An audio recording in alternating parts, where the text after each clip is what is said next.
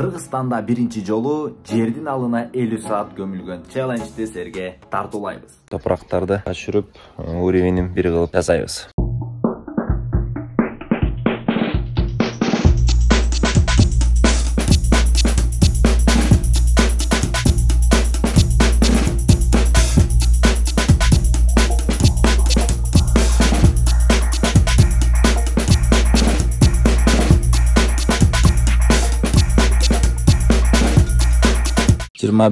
июль эртең мененки саат 10 азыр жаткан атабыз буюрса. Бул челленджге биз кантип даярдандык, буга чейинки менин каналымдагы видеону жана историяны көрсөңүздөр болот. Saat 11 болду достор.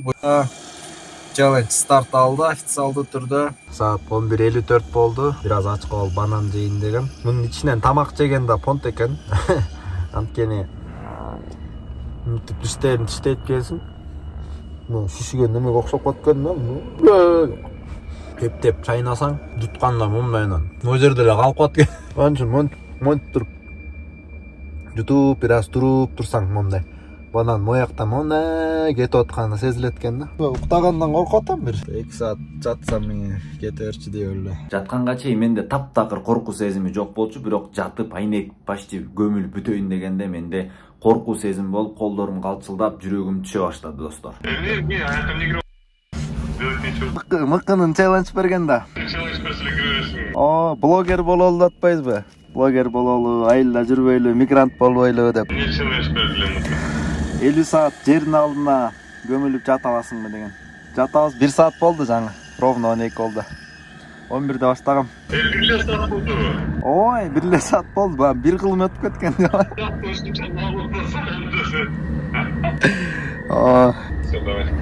Рахмат Эрлан байке. Бизге прямой эфирге Эрлан байке кошулуп кетти. Мыкы жана ушундай коноктордун мага түз эфирге катышканы мага аябай мотивация берди, стимул берди, настроениям көтөрүлдү. Демек адамдар угуптур, адамдарга ушул нерсе кызык экен.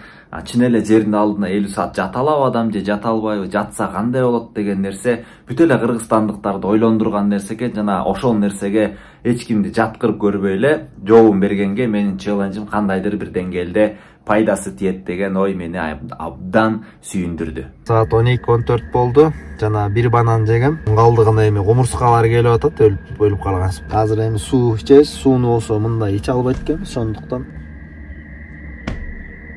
сокта таттуу экен, ошого келип атат окшойт кумурскаларчы. Эң коркконум ошол болчу, өзүм жалгыз калсам коркомго, караңгыда, жердин түбүндө деп. Мындай коркуп баратканда баягы көрүүчүлөр менен алаксып кетип атам. Ошого рахмат көрүүчүлөрүмө. Аба боюнча аба ысык, кумурскалар көп, уйку келе баштады. Бираз башым ооруп баштады. Колдор дагы эле зымырап атат, жана башымда зымырап аткан эле. Чынын айтсам достор, мен ичинен абдан кыйналдым, ушунчалык кыйналдым, бирок бул видеодо мен сыртыман чыгарган жокмун, эч кимге билгизген жокмун. Анткени менин жакындарым, ата-энем, бир туугандарым, досторум баардыгы түз эфирде көрүп атты. Аларды мен жүрөгүм ооруткум келген жок. Ошондуктан башымды жабып же уктамыш болуп кыйналганымды өз алдымча ичимен өткөрүп аттым. Ошондуктан силер бул видеодо мен кыйналып чочуп ойгонгондорум, ыйлагым келген моменттерди көрө албайсыздар, бирок ал нерсени мен чыккандан кийин айтып атам. Ошондуктан достор, жерге жатыш оңой эмес экен. Мякта болсо прямой эфирге чыгып атабыз. Инстаграмдан жазып атышат, свет өчүп калсачы дейт. Свет өчө көрбөсүн, Кудай сактасын. Түз эфирде стрим болуп атат YouTube'да, чтоб элдер калп эле жатып койду дебеш үчүн 50 сааттык стрим бул жакта бар болот. Saat 13:37 болду достор. Saat 11'de жатканбыз, 2 саат 37 мүнөт болду. Көп эле жаткандай сезилип атат. Мага бирок болбой эле 2 саат өттү. Башым өлө ооруп атат. Өйдө жактары ооруп атат. Колумдун ич муундары зымырап атат. 4 саат 13 мүнөт болду. Буюрса баары жакшы. Ийилсин, ысык болуп атат. 5,5 саат болду, азыр 6 саат болоюн деп калды. Ортодон сомнение алып барып анан кайра чыдап жатам, кой чыдайм деп. Блогер болуш оңой эмес да. Молодец. Давай, ассаламу алейкум. Allah razı olsun. Rahmat. Rahmat. Bu ne? Challenge. Challenge.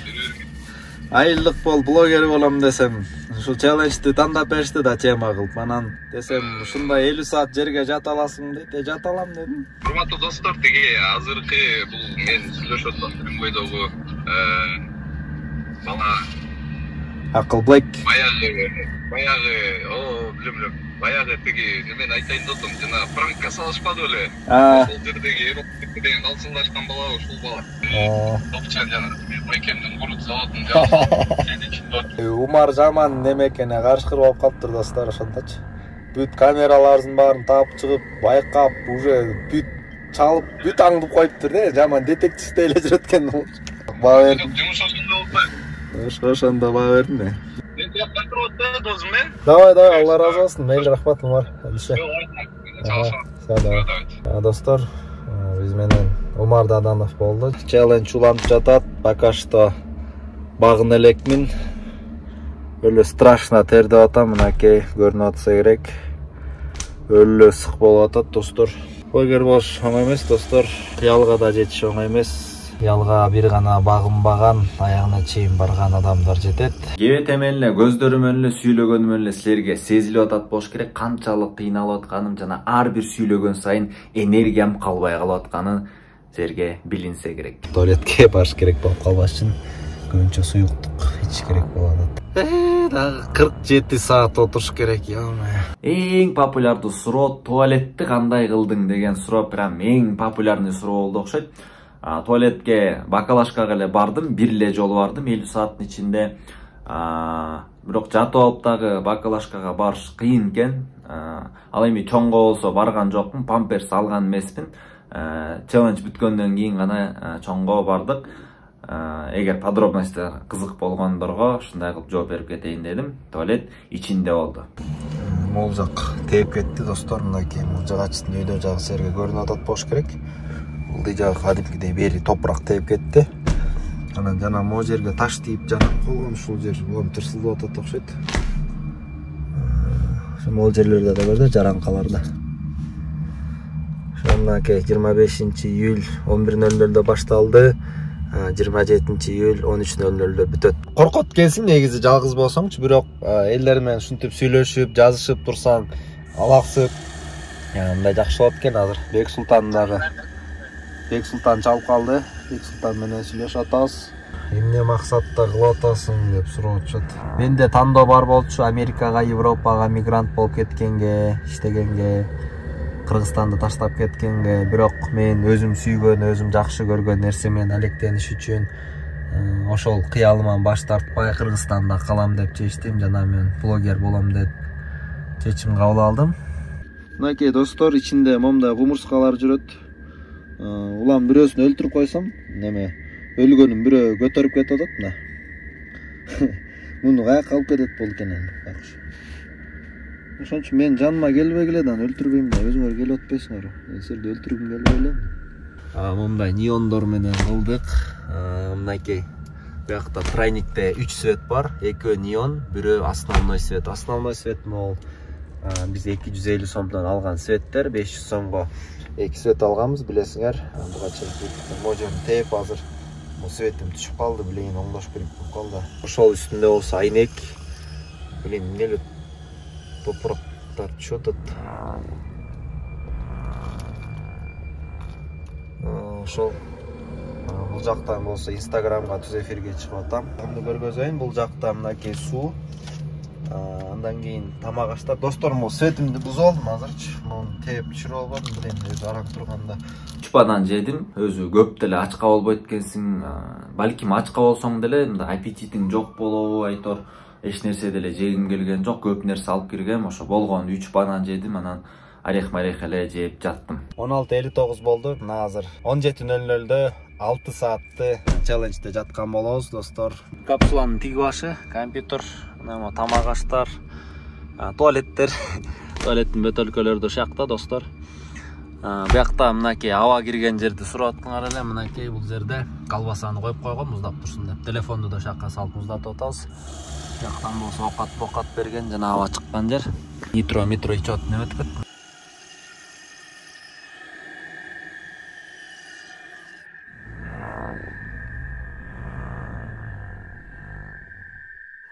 караш керек. Менин боюм 1.80. Маяка почти 3 бүктөлүп атам. Суу ысып кетти достор. Достор, сүйүнчү жерде жатканыма 10 саат болду. Достор, жерге жатканыбызга 12 саат өттү, буюрса. Достор, азыр 12ге 4 мүнөт калды, буюрса 13 саат болот. Бул жакка баштан жаттым, анткени бул жактан өзүңөр көргөндөй аба келет. Дал ушул жерге аба үйлөйт экен. Ошакты баштан жаттым. Жана башым ооруп аткан. Ошо аба жетпей атыр. Көрсө азыр болсо баары жакшы болуп калды. Жеке катта мага жазышты, сен гипоксия болуп атасың. Гипоксия деген бул мээге аба жетпей калганда адамдын баш ооруйт экен, сүйлөй албай калат экен, ойлонуусу жайылат экен жана анын аягында адам өзүнүн сознаниясын жоготот экен. Достор, YouTube каналга мынакей момундай ноутбук менен түз эфирге чыгып атабыз. 50 сааттын бардыгы стрим менен сакталат. YouTube каналдан көрүп алсаңыздар болот. Азыр сиздер менен биргеликте суу ичебиз. Суунун баарын чыгып атабыз эми. Туалет маселеси бар достор. Туалетке болсам мына моорейки бакалашкарды алгам. Туалет ошолор болот. Достор, саат 1 болду, 14 саат бүттү. 2 сааттан бери жатам, уктайм деп, бирок такыр уктай албай атам. Дагы 36 саат алдыда. Достор, уктаярда жердин алдынан уктай албайт экенсиңер, анткени миң балекет жарык болсо дагы, миң балекет капсуланын ичинде болсоңор дагы, кенеде кытыр-кытыр деген үндү укканда, жаныңардан килейген жуп чуркап кеткенде силер чочуп ойгонот экенсиңер. Психологический жактан өтө оор сыноо болду достор. Ошондуктан тынч уктай алган жокмун. Жарым саат сайын ойгонуп, улам түз эфирде карап коем, 15 киши көрөт, анан мени элдер көрүп аптыр деп уктаганга аракет кылам, 1 саат уктап калам. Ушинтип ойгонуп уктап атып, эптеп атып, бир аз уйкумду кандырдым. Бүгүн саат түнкү 2-де 15 саат болду достор. Дагы уктай албай атам. 4 сааттан бери неге екенин билбейм, бирок вообще уктай албай койдум. 15 саат өттү, жерге жатканыбызга буюрса дагы 35 саат калды. Достор, 5 мүнөттөн кийин 23 саат болот. Түн жакшы эле өттү. Кечки 11-де уктайм деп баштагам, бирок башым ооруп түнкү 2-ге чейин уктай алган жокмун.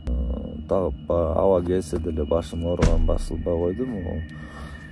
Мындай прям баштын капкагы ооруду, аябай ооруп, такыр уктай албай койдум. Башты көтөрүп отуруп көрдүм, мындайчы.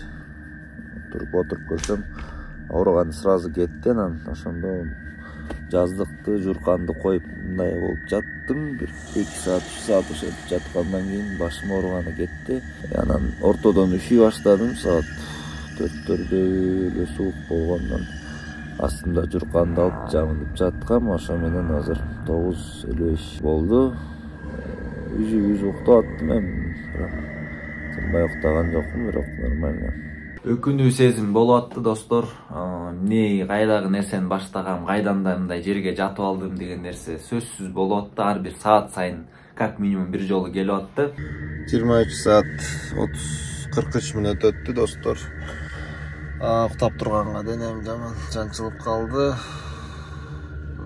Зарядка жасамыш болуп атам, бирок уже жаткым келбей алды достор. Достор, мынакей аба кирген жерден сүйлөшүп атабыз. Гөлгө барып келет дейсиңби? Эртең бир секунд айткам. Ошентип достор, бир күнүм өттү. Биринчи күнүм абдан ысык болду. Бардык жерим ооруду, денем талып, жаткым келбей, ары оодарылам, бери оодарылам, же тура албайсың. Зарядка жасайм, зарядка деле жардам бербей калды. Бирок ошентсе да бир күн өттү деген нерсе мага мындай жарым өттү, эми дагы чыдап коюш керек деген бир стимул бере турчу идея мээмде жаралды. Wi-Fi ысып кетип, интернет катып калды. Прямой эфир тияктан да бияктан да өчтү, бирок саатты көргөзөйм. Мына 12:23-тө экөөнү тең токтоттум, муну дагы. 12:24-тө азыр муну перезагрузка. Аябай ысып кетти достор, кармасаңар ысык. Перезагрузка кылып көрөйчү. Сайтым мынакей 12:25. Wi-Fi аз күйелек. Ошканын эмеси байкуш ысып кетти. Нет сигнала dedi. Вообще нет сигнала деп салды ғой бұл. Мынакей вообще нет сигнала dedi.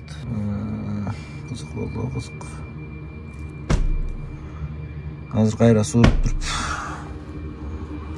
Что-то ысып кеткен үчүн неме өтөт окшойт, гом болот окшойт достор. Ушул учур өтө жаман учур болду достор. Менин настроениямды түшүргөн учур болду. Анткени биз түз эфирге чыгып трансляция кылып атканбыз YouTube. Анын максаты эмне эле? Бул бала 1 саат жатып эле баарыбызды алдап атат деп ишенбеген хейтерлер үчүн арналган түз эфир болчу. Ишенбесеңиздер, ушул видеонун описаниясында кирсеңер, видеолордун ссылкалары бар. Ошол жактан кирип түз эфирди толук көрүп алсаңыздар, жана далил катары көрсөңүздөр болот. Симкасын чыгарып көрөйүнбү? Сасып кетти достор. Сайды кыз көрөсөм. Ставьте сим-карту дейт, блин. Жатам да отпайм ба? Каякта болмок эле жердин түбүндө жатам. Ой, ажыкыстанбай эле нормально эле айтып атам, жердин түбүндө жатам, буквально айтып атам. 1 метр жерде көмүлүп жатам, 50 саат. Уже 28 саат өттү уже. О, ишенбесең Instagramга, YouTubeга кирип көр, Акылбек деп жазсаң, прямой эфирден көрөсүң мени. Ишенбейт да. Аны ичи кенемби дегендерге мынакей, мондай болгондо уже башың тийип калат, монтип отура албайсың достор, либо мындай болуш керек, же тигиндей болуш керек. Жабдуулардан жогоруда силерге видеодо көргөзгөндөй 2 труба бар, 1 трубада вентилятор аба үйлөп турат. Ошол жактан аба келет, бирок достор көрдүңөр, мынакей ысык, ичи аябай ысык болуп атат. Кече күнү мен жатканда биринчи биякты баштанып жаткам, аба болсо тияктан келет, анан саат 3:30-4-төрдө мен аябай неме кыйналып ысып чыктым, башым ооруп аткан. Башым ооруган аябай пределге чейин жетип, сознанием прям терять этейин деп калганда мен уже алып чыккыла деп айтайын деп аткам. Казып чыккыла мен уже болбой калдым деп, жанан подписчиктердин бирөөсү тиги аба келген жерге барып жатпайсызбы деп сунуштагандан тигил жерге барып жатып, аяктан аба жыттап, анан башым ооруганы кетти. Андан кийин болсо кечинде тиякка барып 11-де жатып уктайын дедим, бирок такыр уктай албай койдум достор. Түнкү 2-ге чейин уктай албай жаттым. Анан 2-де прям башым ушундай ооруп чыкты, о мээнин капкагында мындай мээни кыскандай болуп ооруп, уже мен досума байланышып, мени алып чык деп WhatsApp'тан жазсам, бир птичка кетиптир, анан түнкү 3 анан чалып бир чет ойготкум келбей күтүп атып, анан монтип турдум. Мындай бийик болуп, кечке монтип жөйлөнүп, колум табылса да монтип турдум достор. Ошентип турганда башымдын ооруганы резко кетти, анан жууркан төшөктүн баарын мындай бийик кылып жатып, анан уктап калыптырмын. Улам ойгонуп кайра уктап аттым. Подписчиктерим менен бирге экен. Түнкү 4-тө достор ойгонсом 20-30 киши көрүп атыптыр. Мен уктаганымды көрүп атыптыр. Мен аябай ыраазы болдум. Мен коркпой тынч уктадым, анткени подписчиктер менен бирге болду. Силерге да ыраазычылык. Дагы бир өтө жагымдуу болгон нерсе достор, мен түнкүсүн уктап атканда жана подписчиктер көрүп атты деп атпайсызбы, анан жазышкандарын кийинчерээк айтып беришти, өзүм да окудум. Ай карап тургулайм, ушунчабыз карап туруп өлтүрүп албайлы, же мен уктап келейин силер карап тургула, анан мен келгенде силер уктайсыңар деген сыяктуу моменттер болду. Ай такыр эле уктап кыймылдабай калды, жакындары чалып ойготуп койгулачы деген подписчиктердин сар сана болуусу, кам көрүүсү мага өтө жагымдуу болду. Силерге дагы бир жолу ыраазычылык. Достор сүйүнчү, азыр жерде жатканыбызга 28 саат болду, ровно саат 15:00. 26 июль. Эртең буюрса 27 июльда саат 13:00 бул челлендж бүтөт. Ар жакта ошондо бизде 22 саат калды достор. 28 саат кетти. Алдыда дагы ошо 22 саат калды достор. Чыдайм деп атам, бирок достор жанагындай моменттер болгондо, өлө бир жериң ооруганда урдум деп чыгып кетким келет экен. 2 случай болгон айтып бердим. Балким бүгүн деле балким чыдабай калышым мүмкүн достор, анткени ичинде сык болгондо, башың ооруганда баары бир жан таттуу экен, жаныңды сактап калгың келет экен достор. Ошондуктан билбейм ошонун жыйынтыгы кандай болот. Эгер силерге кызык болуп атса, Акылбек YouTube каналынан же Instagram'дан чогуу көрүп турсаңыздар болот. Бир күн өткөндөн кийин баары жеңил болуп калгандай сезилди, бирок кайра бир күн ысып баштаганда мен уже чыдабайм го деп ойлоп аттым достор, бирок жарымын өтүп койдум, эми аягына чейин чыдаш керек деген нерсе болду. Подписчиктер дагы дем күч берип атты, аягына чейин чыдайм баштагандан кийин деп. Ошол себептен улам эле мына 2 саат чыдай турайын, анан көрөм да 1 саат чыдай турайын, андан көрөм деп өзүмдү өзүм алдап аттым. Ошентип эптеп убакыт өтүп атты достор. Сык болуп атат достор. Сыкта бат-бат суу чыгып туруш керек болуп атат. Трубка менен ичпесе мындай жута албайт экенсиң. Достор, саат 26-июль 7:30 кечки болду, 19:24. 32 saat 24 minut öttü. Bursa dagы 18 saat бар. Күн ысыкта, азыр бир аз чарчап, баштымы аба жакка коюп жатып салатым. Башында жатканда ушу курт кумурскалардан өлө кыжалат болуп эле качып эле неметип аткам. Андан кийин уже бияңаман кирип, булуглагыман кирип, булуглагыман чыккан жалык уже баары бир болуп калды. Бирок курт кумурскалардан эң жагымсызы момундай болгон чоң жуктар болот экен достор. Алар өтө чоң, анан бир үйүн чыгарат экен. Анамда капталдан жатсаң өтүп кетсе, бирөө кыймылдап жүргөндөй болуп кишинин жүрөгүн чүрөткөн. Ошол жуктар өтө жагымсыз экен. Достор, сүйүнчү буюрса жердин алдына 50 саатка жатканбыз. Жатканыбызга 33 саат ровно болду. Ар жакта эми ошондо 17 саат калыптыр. Жер алдына жатканыбызга 37 саат болуп калды. Буюрса бу жактан дагы посылка келип таштай бер. Конфет кен достор, конфет, шоколад. Тойдон остыгыле, тойдон достор. Башында жакшы эле ушундай активный болуп подписчиктер менен сүйлөшүп аткан, бирок бир маалда күн ысыгандан кийин сүйлөгөн абдан оор болуп калды. Мен чыккандан кийин аябай чарчайсың. Бас албай.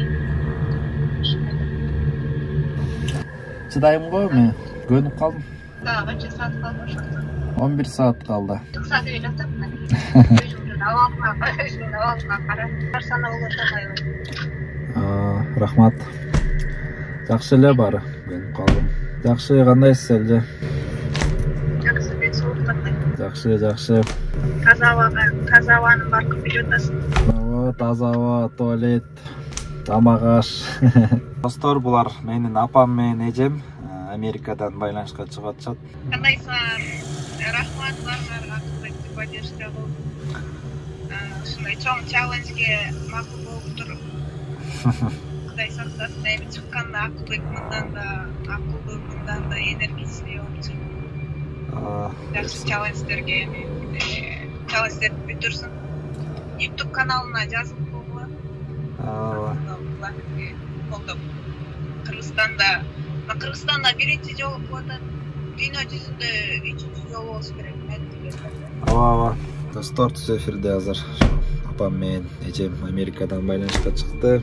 Ошо сарсанып алып атышат. Бирок 10 саат калды дегенде кичине өзлөрүнүн настроениялары да көтөрүп кичине жакшы болуп калыптыр. Ошон буюрса 10 саат чыдасак челлендж толук кандуу ишке ашат. Жатканда достор, өлүм жөнүндө көп ойлойт экенсиң, уктап атканда эле азыр периштелер келип алып кетпейби, көзүмө бир нерсе көрүнсө жүрөгүм жарылып өлүп калбайбы деген коркунучтуу моменттер сөзсүз болот экен, болбой койбойт экен достор. Ошондуктан өлүм жөнүндө көп ойлондук, өлүмгө даярданыш керек экен, буга чейинки кылган иштерим кандай иштер, кимдин көңүлүн калтырдым, кимге карыз элем, кимден кечирим сурашым керек деген нерсе, көп нерсе достор ойго келет экен. Достор, сүйүнчү буюрса 41 саат болоюн деп калды, 9 мүнөттөн 41 саат болот.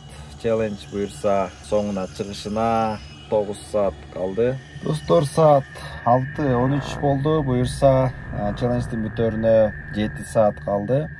7 саатка жетпеген убакыт калды. Буюрса 50 саат кылып толуктап челленджди жыйынтыктайбыз деген ойдобуз. Сураныч сіздерден вообще алынбагыла. Туалетке барып келген сайын рахмат айткыла, шүгүр кылгыла. Силер эң бактылуу адамсыңар. Анткени ушакта жатып жөнөкөй туалетке адамча барып келүү канчалык чоң бакыт экенин түшүндүм. Эми мурда деле түшүнчүмүн, бирок барктачу эмес экенбиз, ал жөнүндө ойлончу эмес экенмин. Ошондуктан силерге да сунуштарым бар нерсени барктайлы, алынбайлы, шүгүр кылып жашайлы. Мындай чоң бөтөлкө суу алып кирген, мынакей. Азыр мачалык болду. Натуральный сок алган, мындай вкусняшкалардан алган, вафли алган, вафлерди мен жебей эле кумурскалар жеп атат. Ошо туалетке мындай бакалашкалардан алып алгам, банан алгам. Банандан 3-тү жедим. Ошол орех алгам достор. Орех майда чүйдө нерселерди жеп кемирип жатам, анткени туалетке бара албайт, ошондуктан аз жеп көбүрөөк жатыш керек. Могул көк жакты күйүп атпады эле, ошол светибиз күйүп кетти, тетиги жери ысып кетип, эки жабышып кетти, азыр жарылып кетти. Дагы жакшы, башка светибиздин баары күйүп кеткен жок достор. Ушунча кыйынчылык менен тарттык достор, ушунча кыйынчылык менен челленджди аткардык. 50 саат жерге жатыш оңой эмес экен. Ошондуктан эгер менин контентим жаккан болсо, кыргыз YouTube'ундагы силерди кызыктырган бир жаңы багытты ачып бере алган болсом, менин каналыма катталыңыздар. Ушул видео жаккан болсо, досторуңуздар менен бөлүшө кетсеңиздер, силерге абдан ыраазы болмокмун. Жана кийинки челленджде силер менен оңой табышып, оңой көрүшүп, эски тааныштардай болуп YouTube'дан жолуга алабыз. Буюрса 7:30 достор. Таңкы 7:30, 27-июль. Аз гана вакыт калды. Сүйүнчү достор, Кыргызстандагы биринчи 50 сааттык челлендж бүтөрүнө 2 мүнөт калды. Бардыңыздарга ыраазычылык, YouTube каналга катталгандарга өзгөчө ыраазычылык. Түнчүндө сарсана болуп мени менен чогуу уктап атсам да мени көргөндөргө ыраазычылык достор. Мага аябай жагымдуу болду. Силерге ыраазымын. Тердеп атам, кыйналып атам, женем бүт жанчылып атат, бирок азыр бүтөт дегендиктен достор сүйүнүп, өзүнчө бир энергия, өзүнчө бир волна келип атат. Ошондуктан жеңил чыкты деп ойлогула достор. Мен сүйүнгөнмөн ушунчалык. Неметип атам, мынакей достор, туалеттин бир башы кесилип жатат биякта. Туалеттин бир башы. Достор, азыр чыгып туруп эле от души туалетке барам. Челленджге бир 2 саат калганда, 1 саат калганда вакыт достор такыр өтпөй калды, өлү ташбакадай болуп, жай болуп калды. Бирок ошентип атып дагы 13:00 жакын калды. Мен абдан сүйүндүм достор, кубанычымды балким жакшы көргөз алган жокмун, бирок ичимде ушунчалык жарыкты көргөндө, таза аба киргенде, адамдарды көргөндөгү кубанычыма достор чек жок болчу. Саат 13:00 болду достор. Кыргызстандагы 50 сааттык челлендж аткарылды. Мыкы Мукаев берген челлендж жүзөгө ашты. 50 саат жердин алдында эч жака чыкпай, туалетке барбай, тердеп, курга башым ооруса дагы, жүрөгүм түшсө дагы, ушакта жаттым. 50 саатка жеткениме мен өзүм ишене албай атам достор. Буюрса баары жүзөгө ашты азыр. Түз эфирдегилер даяр болсо достор, казып баштай бергиле. Достор, казып атышат. Жарык достор, жарыктык. 50 саат өттү достор, сүйүнчү. Достор, хаванын жыты келди, бир шират, мынакей казып атышат. Адамдарды көргөнгө сүйүнүп атам достор. Адамдарды көрүп сүйүнүп атам. Подписчиктер эмес. Огонь эмес, комментарий эмес. Кандайсың Акылбек? Жакшы, кандайсыңар? Муну бираздан ачалы, шагып кетпей, муну кичине эметип калды, сен жата турасың, шактырма. Ооба. Достор, аба келип атат, аба. Мен албайм божо.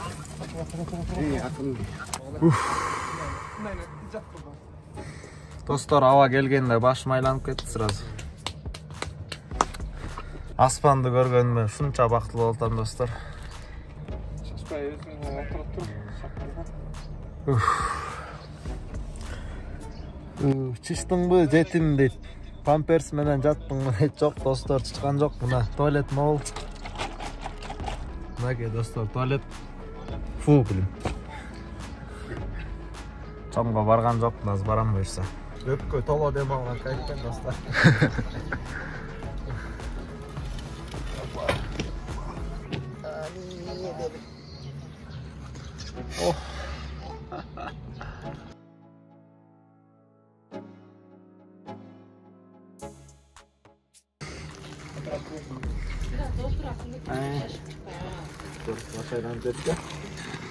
Тиңдейинен тарт, тиңдейинен.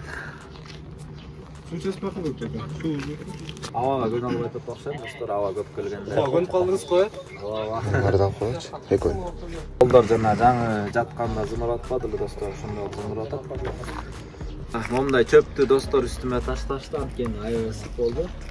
Бирок чөптөн кийин кичине салкындадыбы? Чөптөн кийин салкындады, аябай эле салкындады. Жасар кандай? Жасар. Жакшы. Эс алып жатты. Жакта да тартып койчу. Кошо жаткандай болду. Баары эле сарсанып алышты. Кечинде уктап ойгон. Чындыгында достор, айылдыктар, кошуналар же туугандар келип ушинтип колдойт, ушинтип баары тозуп алат деген деле ой жок болчу. Нурманбет деген досум эле ачып эле экөөбүз эле чыгат болушубуз керек деп ойлогом, бирок мен үчүн аябай чоң сюрприз болду, өтө жагымдуу нерсе болду. Почти кошуна колоңдун баары, кичинекей балдардын баары келип сүрөткө түшүп, ушундай нерсе болгонуна өтө сүйүндүм. Чындыгында мындай Кыргызстандагы кандай десем бир тарыхта кала турчу, рекорд жаратуучу бир чоң нерсе жасаптырмын деген сезим мени өтө бактылуу кылды.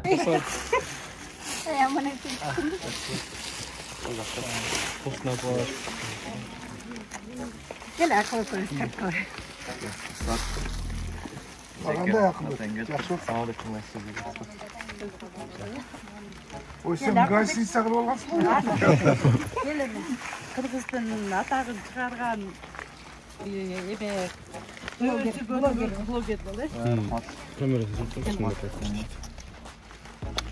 Тиагы.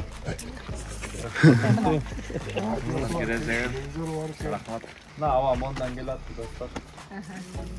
Дос балдар келип, мояк осуруп кетели деп тамашалап. Жетпейткенбизде кетип калышты болбосо осуп кеткен. Чыкам. Мен чыкылып чогуу Сториска салгыла акыл бак. Айдыңыздар ушундай соны билбейм. Кош келе таттыр келе.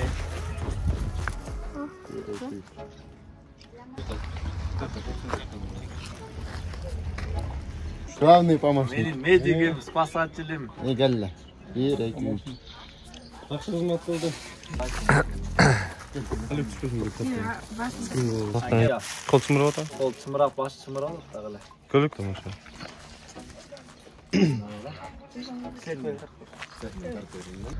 Достор, мынакей чыктык. 50 сааттан кийин жердин үстүндөбүз, баш айланып атат, колдор зымырап атат.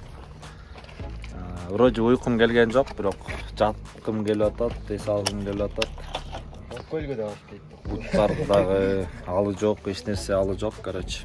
Күн колдон окуп секүндө. Кайра кирип жаткым келип атат де. Мени кайра салып койгулачы деп. Тамаша достор. Ошентип достор, 50 сааттык челлендж ишке ашты. Буга чейин дүйнөдө 3-чү болуп жасадым. Буга чейин бир американец жасаган, бир орус жасаган жана 3-чү болуп бул кыргызстандык кыргыз Акыл Блэк айылдын эң кара баласы болуп жасадык. Муну менен дагы силер сыймыктансаңыздар болот. Эми кийинки челлендж буюрса достор, мындан дагы бүйүр кызыткан, мындан дагы масштабтуу, уникалдуу челлендж болот деген ишеничтемин. Буюрса жакын арада биздин кийинки видеолорубуз чыгат, ошактан көрүшкөнчө. Ал эми биздин каналга катталганды унутпаңыздар. Менин Инстаграмда дагы, ТикТокто дагы Акыл Блэк деген өзүмдүн баракчам бар. Ал жакта көбүнчө юморду чыгарам. Эгер сизге кызык болсо кирип көрүңүз, балким жаккан болсо ошактан сиз менен дагы дос болуп калабыз. Силер менен Акыл Блэк болду. Барыңыздарга чоң рахмат.